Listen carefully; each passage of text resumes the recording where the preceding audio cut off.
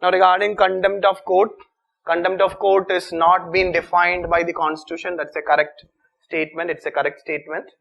It is defined by a statutory law. It is not defined by the constitution. It is defined by a law, Contempt of Court Act 1971. This Contempt of Court Act says that there are two types of contempt of court: civil contempt of court and criminal contempt of court. Civil contempt means if you are willfully disobeying with any judgment, if any person in the country is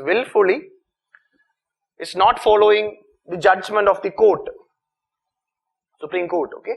So it is called as Supreme Court or High Court. It is called as civil contempt. Criminal contempt means if it includes publication of any matter which scandalizes the authority of the court, which prejudices the due course of judicial proceedings, or which interferes with the administration of justice, that we call it as criminal contempt. So civil contempt is there, criminal contempt is there. So willful disobedience is coming under civil contempt of court. So 2 is also correct. We know that 1 is correct means we can eliminate B and C. 2 is already common is there. Regarding third, Constitution has not conferred High Court the power to review and correct its own judgment. Okay, see.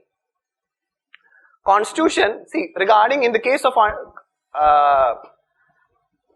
High Court has the power to review and correct its own judgment. Okay, in terms of Supreme Court, Supreme Court explicitly has given, Constitution has given the power of, we call this as revisory jurisdiction.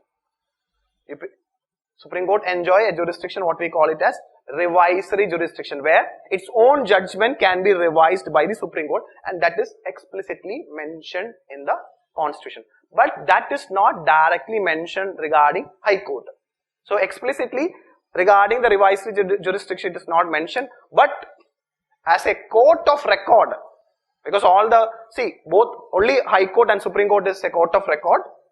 As a court of record, High Court has the power to revise its own judgment. But this point, Constitution has not conferred High Court the power to review and correct its own judgment. That is the correct statement, but it is given for Supreme Court under revisory jurisdiction. So answer will be D. All the statements are correct.